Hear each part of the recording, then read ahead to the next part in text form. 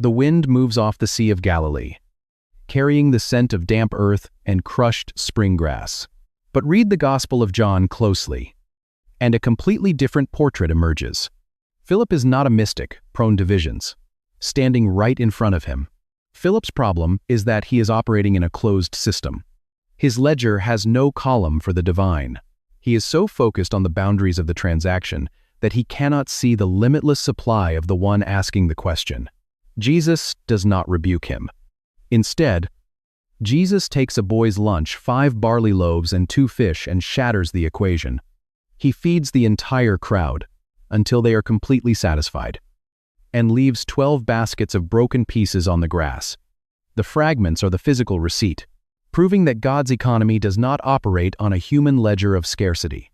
Philip's logistical mind failed to anticipate the miracle. You might assume that this failure proved his pragmatic nature was a spiritual liability. You might expect Jesus to push the analytical disciple to the background. But God does not waste our personalities. He does not erase how we are wired. He redeems it. The exact same administrative, practical nature that stumbled on the hillside is about to become the very reason outsiders feel safe approaching him. Days before the crucifixion, the bridge builder of Bethsaida receives an unexpected request. The streets of Jerusalem are completely overwhelmed. It is the week of Passover, and the population of the ancient city has swollen to hundreds of thousands. He is not an impulsive risk-taker like Peter, willing to step out of a boat before checking the depth of the water.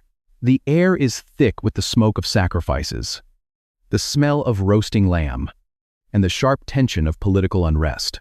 Jesus has just entered the city on a donkey, and the religious authorities are actively plotting his death. In the middle of this chaos, John chapter 12 introduces a fascinating shift in the narrative. A group of Greeks, Gentile God-fearers who have traveled to the festival to worship are searching the crowds. They want an audience with the controversial rabbi from Nazareth. But approaching a heavily guarded Jewish teacher at the height of a volatile religious festival is not simple. The inner circle of the disciples is protective. The Greeks need an intermediary. They scan the group of men surrounding Jesus. They bypass Peter, the fiercely traditional, impulsive fisherman who would soon draw a sword to defend his master. They bypass James and John, the intense, fiery brothers known as the Sons of Thunder. Instead, they walk directly to Philip. Why him? The text provides the immediate clue. Philip was from Bethsaida in Galilee. These Greek travelers recognized his Hellenistic name. They recognized the man from the commercial border town. But more than that, they likely recognized his demeanor. Philip is the pragmatist of the group. He is the logistical administrator. Every time he opens his mouth in the biblical record, Philip was not a terrifying religious zealot. He was the administrator. He was the rational, bilingual pragmatist who understood the mechanics of their world. He was a safe harbor for outsiders who needed a logical, orderly path forward. They approach him with a polite, measured request. "Sir, we wish to see Jesus." Notice what Philip does next. He does not act impulsively. He does not immediately drag the Greeks into the center of the crowd. He follows protocol. The logistics manager goes to Andrew, his fellow townsman from Bethsaida, who also carries a Greek name to confer. Together, they form a unified chain of command and bring the request directly to Jesus. This is a profound moment in the biblical record. God does not demand that Philip stop being Philip to serve the kingdom. The divine strategy did not require erasing his personality. The exact same pragmatic, analytical nature that stumbled over the calculation of the bread on the hillside is exactly what made him the perfect bridge to the Gentile world. When Philip brings the Greeks to Jesus, it triggers a cosmic shift. Jesus looks at them and declares, "The hour has come for the Son of Man to be glorified." The arrival of the outside world signals the beginning of the end. Philip's careful, administrative act effectively ushers in the climax of human history. He is analyzing costs, calculating limits, or demanding visible, empirical proof. He wants to see the spreadsheet before he commits to the project. God used the pragmatist to open the door. Philip was perfectly suited for the task because it involved a physical request. a clear protocol, and a tangible result. He could see the Greeks. He could walk to Andrew. He could deliver the message to Jesus. But his faith was still anchored to what his eyes could verify. And as the sun sets over Jerusalem, the visible, a physical world Philip has relied on for 3 years, is about to be violently dismantled. The movement he thought he was administering is about to be handed over to Roman executioners. Jesus is beginning to speak of betrayal, of leaving them, of going to a place where they cannot immediately follow. Just hours later, the disciples gather behind the closed doors of the upper room. The noise of the city is shut out. The air is heavy with sorrow, confusion, and fear. Jesus is speaking in spiritual realities that cannot be placed on a ledger. And in that room, the man who needs a spreadsheet to understand the miracle will make one final, desperate demand for proof. The oil lamps flicker against the stone walls of the upper room, casting long, nervous shadows across the table. The air is heavy with an unspoken dread. This creates a fascinating tension. The problem is not that Philip lacks faith. The problem is that his faith is bound. The Passover meal has been eaten. Judas has vanished into the dark streets of Jerusalem. And Jesus has begun to speak. But his words do not outline the political or administrative strategy the disciples expect. He is speaking a farewell. In my Father's house are many rooms. Jesus tells them, I go to prepare a place for you. He is speaking of unseen dimensions. He is talking about returning to a Father no one in the room has ever touched or seen. Thomas, a fellow pragmatist, pushes back with a navigational question. Lord, we do not know where you are going. How can we know the way? Jesus answers, with an ultimate, staggering abstraction. I am the way, and the truth, and the life.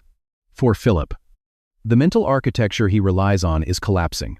A way is a physical road you can walk and measure. A room is a geographical space you can locate. But Jesus is deliberately removing all the physical markers.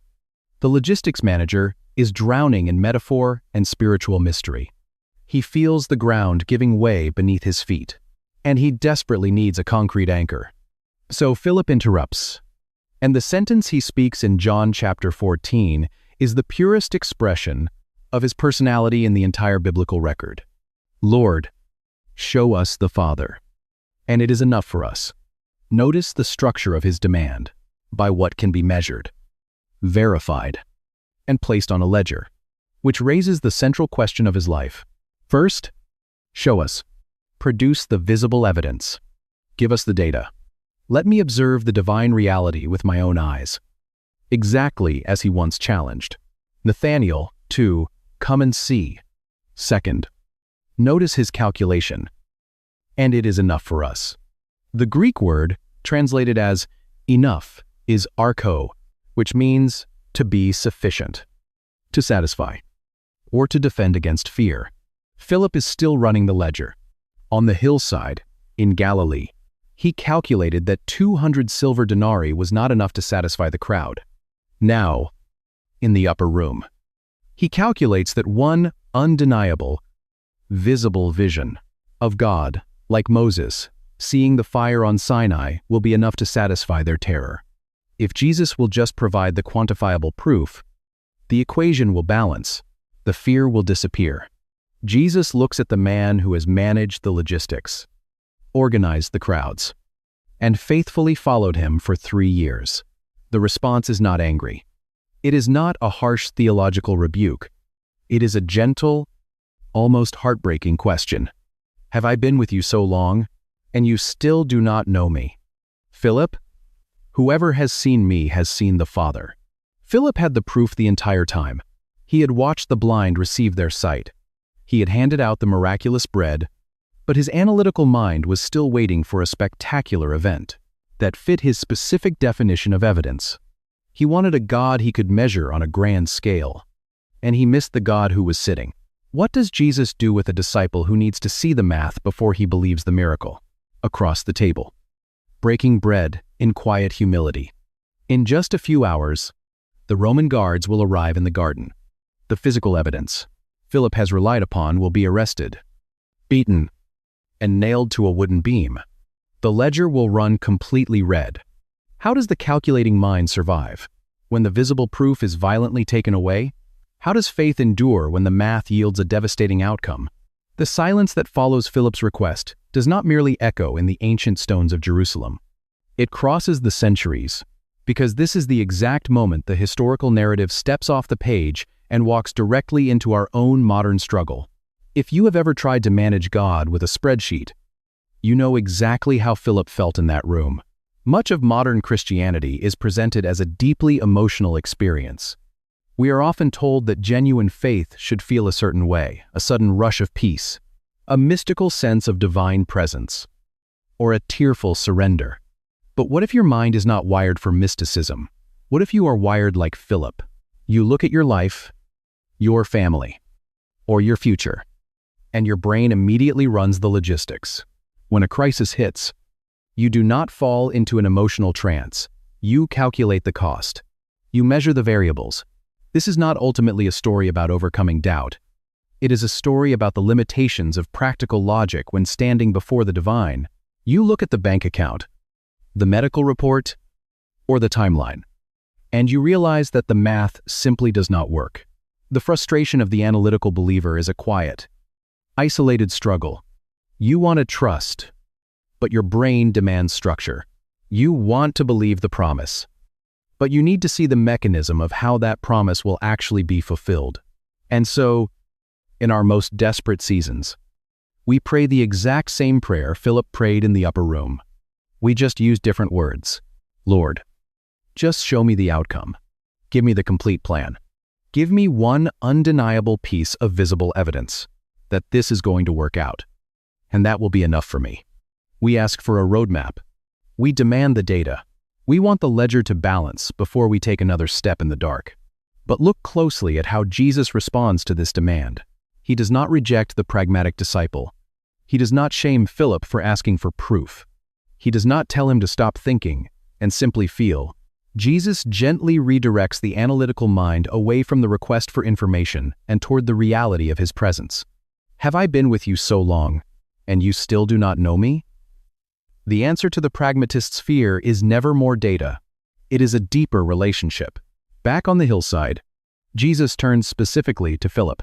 He does not ask Peter, the natural leader. He does not ask John, the close friend. Jesus is showing Philip that when you cannot calculate the provision, you must rest on the proven character of the provider. You do not need to understand the mechanism if you trust the creator of the system. This is not an invitation to abandon your logic. God gave you an analytical mind, and, as Philip's life proves, God will use that practical nature to build his kingdom and welcome the outsider. But your intellect must eventually bow to the reality that God's economy cannot be confined to what you can measure. What are you trying to manage through constant calculation? What fear are you attempting to solve with a spreadsheet? Forgetting that the creator of the universe is standing right in front of you, the faith that requires visible proof will eventually be crushed by the weight of a broken world. The ledger will not always balance. The silver will run out. The bread will not seem like enough to survive. The analytical mind must eventually surrender its demand for total control. Philip had to learn to let go of the ledger, and history tells us that he eventually did, stepping into a reality that completely defied human logic, paying a physical price that no silver denarius could ever cover. Decades after the silence of the upper room, the pragmatist faced his final equation. Jesus looks directly at the man running the numbers and asks a purely logistical question. Where are we to buy bread so that these people may eat?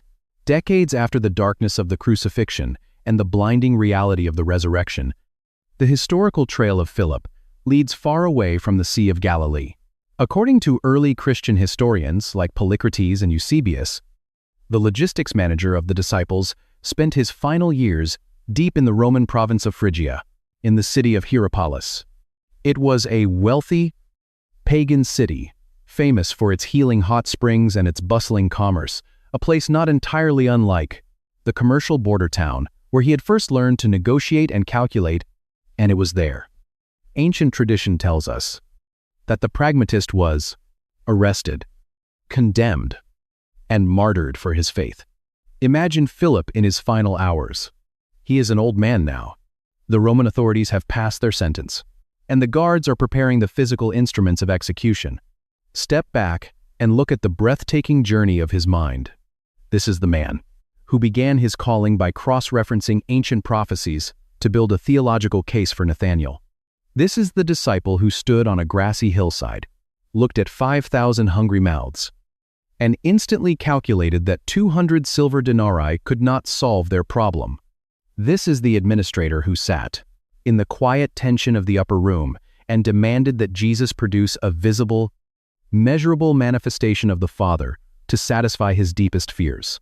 His entire life had been a demand for proof. His mind was an endless ledger of costs, logistics, physical limits, and transactional reality. A crowd of 5,000 men, not counting women and children, is settling onto a remote hillside as the evening light begins to fail. The gospel writer makes a crucial note here. Jesus already knows what he is going to do. He asks this specifically to test Philip. But there, at the end of his life, on the stone streets of Hierapolis, Philip is no longer doing the math. He is not calculating the odds of a last-minute rescue. He is not demanding to see the Father one more time to verify that the suffering is worth the cost. He has finally, deeply absorbed the lesson Jesus gently taught him decades earlier. The desperate demand for visible proof has been completely replaced by the quiet, unshakable trust in divine presence. Think back to that silver Roman denarius Philip pictured on the hillside, the ancient currency of calculated cost, of practical limits, and of human effort. We spend so much of our lives clutching that coin. We want to know exactly what the future will cost. We want to measure the exact amount of faith required to survive our current crisis. We want to balance our own ledgers, control the variables, and keep our spiritual accounts in perfect, predictable order. But the silver coin can only take you to the edge of the divine. It cannot buy the miracle. Jesus never asked Philip to stop using his brilliant, analytical mind. God did not erase his personality. He redeemed it. He used Philip's administrative gifts to organize the disciples, to navigate complex cultural borders, and to open the very door for the Gentile world to enter the kingdom. But Jesus did require the pragmatist to learn that at the center of the universe, there is a love that cannot be weighed, a grace. Jesus knows exactly how Philip's mind works, and he deliberately targets his reliance on practical structure that cannot be quantified, and a Savior who refuses to be contained on a human spreadsheet. When you reach the absolute limit of your own logic, you do not have to fall into despair. You simply have to look up from the ledger. The math will never be enough to save you, but the one standing beside you already is. Philip's answer is immediate, precise, and flawlessly calculated. 200 denarii worth of bread would not be enough for each of them to get a little people. 200 silver coins, more than half a year's wages. Even with that impossible fortune, the math only yields a single bite per person. Philip has run the equation, and the answer is 0. He sees the physical limit of the silver, but he cannot see the limitless reality of the man standing beside him. Jesus specifically chose the one disciple whose mind would instantly grasp the sheer impossibility of the situation. To understand why Philip's mind operated this way, and why Jesus wanted a man like him in his inner circle, we have to look at the world that shaped him. We have to look at the unusual name he carried. Philip is not a name you would normally hear shouted across a traditional Jewish fishing boat in first-century Israel. When you look at the original roster of the 12 disciples, almost all of them carry deep, historically rooted Hebrew or Aramaic names. They are exhausted. They are hungry. And amid the chaotic noise of the gathering multitude, one man is not marveling at the miraculous healings of the day. Simeon, Judah, Yohanan, Yaakov.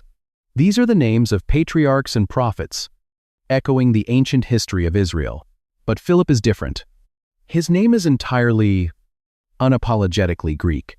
The name is Philippos.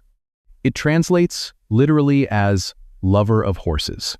It was famously the name of Alexander the Great's father, the Macedonian king who had conquered the known world centuries earlier.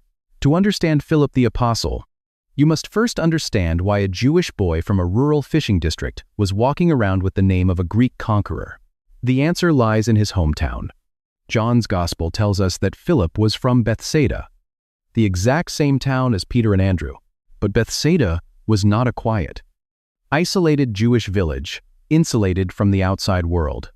It sat on the northern shore of the Sea of Galilee, directly on the political border between the territory of Herod Antipas and his brother, Philip the Tetrarch. Bethsaida was a border town. It operated as a major customs checkpoint. If you lived in Bethsaida, you lived at an international crossroads. You breathed the dust of trade routes. You dealt with Roman soldiers, Greek merchants, and traveling caravans, moving goods between empires. The air was filled with the smell of dried fish, the clinking of heavy coins, and the sound of multiple languages. You heard Aramaic chanted in the synagogue on the Sabbath. He is doing the math. He looks at the sheer volume of human need spreading across the slopes, and his mind automatically searches for a practical solution. But you negotiated in Greek in the marketplace on Monday. More importantly, you had to understand money. You had to know the precise exchange rate between a Roman denarius, a Tyrian shekel, and a local copper coin. You had to calculate tariffs and navigate government bureaucracy. Philip grew up in this world of commerce, border disputes, and cultural collision. This environment forged his personality. When you live in a border town, you cannot afford to be an impractical dreamer. You survive by being pragmatic. You survive by understanding how the system works, what things actually cost, and how to negotiate with outsiders. Philip was a bilingual administrator, a natural bridge between the Jewish religious world and the Hellenistic commercial world. This explains exactly why his mind immediately went to the silver denarius on the hillside with the 5,000. He knew what bread cost. He knew the logistics of moving that much food. He was a man deeply anchored to the visible, measurable, and transactional reality of the first-century economy. He was a man who required hard facts, which brings us to the moment his carefully structured life was permanently altered. Jesus did not just choose fishermen and zealots. He is calculating the logistics, estimating the exact weight of silver required to solve a problem of this magnitude. He deliberately chose a pragmatist. But how does a practical man of commerce, a man trained to verify every transaction and calculate every risk, respond when a wandering rabbi suddenly interrupts his life? He does not surrender to blind emotion. He does not fall into a mystical trance. He demands an investigation. That collision between the practical world and the divine happens in the very first chapter of John. And the way Philip handles his own calling reveals the exact kind of analytical faith Jesus was looking for. The calling of the first disciples is often painted as a moment of overwhelming spiritual ecstasy. Nets are dropped upon the sand. Entire livelihoods are abandoned at a single, mysterious command. But when you watch Philip's encounter with Jesus in the first chapter of John, you do not see a man caught up in a mystical trance. You see a man assembling a dossier. Jesus finds Philip in Galilee and issues a simple, direct invitation. Follow me? We are not told what internal calculations Philip ran in that specific moment, but we are told exactly what he did next. The pragmatist immediately went to find his friend, Nathanael, and the way Philip introduces Jesus tells us everything we need to know about the architecture of his mind. In his head, he is counting the denarius, the small Roman silver coin that represented an entire day of grueling manual labor. Listen to his exact phrasing. He does not say, "I have seen the light of heaven." He does not say, "I felt a fire burning in my soul." Instead, Philip presents Nathanael with a highly structured, cross-referenced theological resume. We have found him, of whom Moses in the law and also the prophets wrote, Jesus of Nazareth, the son of Joseph. Notice the precision of his language. Philip cites the historical precedent. Pointing to Moses and the prophets, he identifies the subject by name. He notes the geographic origin of Nazareth, He provides the family lineage, marking him as the son of Joseph. He is not offering a vague emotional feeling. He is offering a verifiable set of data points. Philip has done the reading, checked the ancient texts, and matched the ancient prophecies to the physical man standing in front of him. But Nathanael is skeptical. Nazareth was a tiny, insignificant agricultural village carved into a hillside. It had no military pedigree, no wealthy benefactors, and no prophetic history. Nathanael pushes back with a deeply logical objection. Can anything good come out of Nazareth? In the ancient religious world, questioning the geography or lineage of a supposed Messiah was often treated as an insult. A religious zealot would become defensive. They would demand unquestioning loyalty. They would tell the skeptic to silence their doubts and simply believe. Most readers of Scripture view the 12 disciples as a relatively uniform group of fishermen, mystics, and zealots. Philip does none of those things. He respects Nathanael's skepticism because his own mind works the exact same way. He knows that an intellect trained to analyze facts cannot be bullied into belief by emotional pressure. So Philip does not argue theology. He responds with a simple, 3-word empirical challenge. Come and see. He invites Nathanael to a physical investigation. Do not take my word for it. Look at the evidence yourself. Run your own calculations. Observe the man. This is the distinct beauty of Philip's faith. It is deeply, stubbornly rooted in reality. He does not require blind leaps in the dark. He looks for footprints in the dirt. He believes that if Jesus is truly the Messiah, he can withstand the scrutiny of a skeptical mind. This observational faith is a powerful tool. It allows Philip to remain grounded. It prevents him from being swept away by the crowd's hysteria. But it also carries a profound vulnerability. What happens when the visible evidence points to failure? What happens when the math dictates that a situation is completely impossible? This is exactly the vulnerability Jesus decides to target. He knows that an analytical mind must eventually learn that God cannot be confined to what can be measured on a scale. If they remember Philip at all, he is usually seen as a background character. He is a name on a list. The faith that says, "Come and see," is about to be shown a reality that shatters human observation, which brings us back to the setting sun in Galilee, the hungry crowd of thousands, and the calculated limit of 200 silver denarii. We return to the hillside. The shadows are lengthening across the grass, and the sheer physical weight of the crowd is pressing in. There are no markets nearby. There are no supply chains capable of handling this volume of human need. And Jesus, looking at the multitude, turns specifically to Philip and asks, "Where are we to buy bread, so that these people may eat?" The Gospel of John immediately clarifies what is happening. The writer adds a crucial editorial note in verse 6. He said this to test him, for he himself knew what he would do. Jesus is not asking for information. He is conducting an examination. To understand exactly what is happening in Philip's mind, we have to look closely at the Greek word John uses for this test. The word is pirazo. It is a verb that means to examine, to try, or to prove.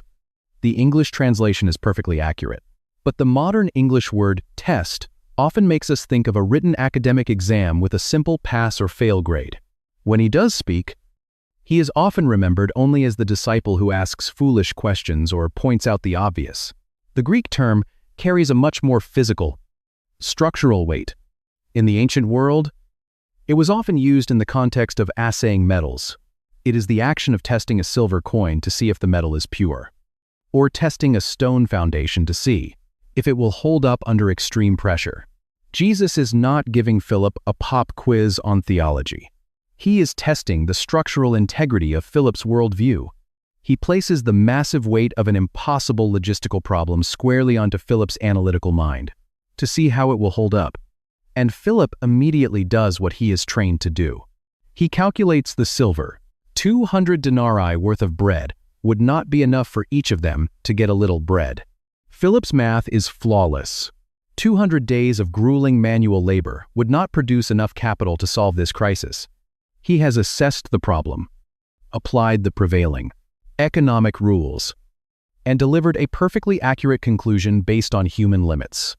But Philip fails the test. He fails not because his calculation is wrong, but because his formula is incomplete. He accounted for the size of the crowd. He accounted for the cost of the bread. He accounted for the physical limit of the silver. But he left out the single most critical variable, the creator of the universe.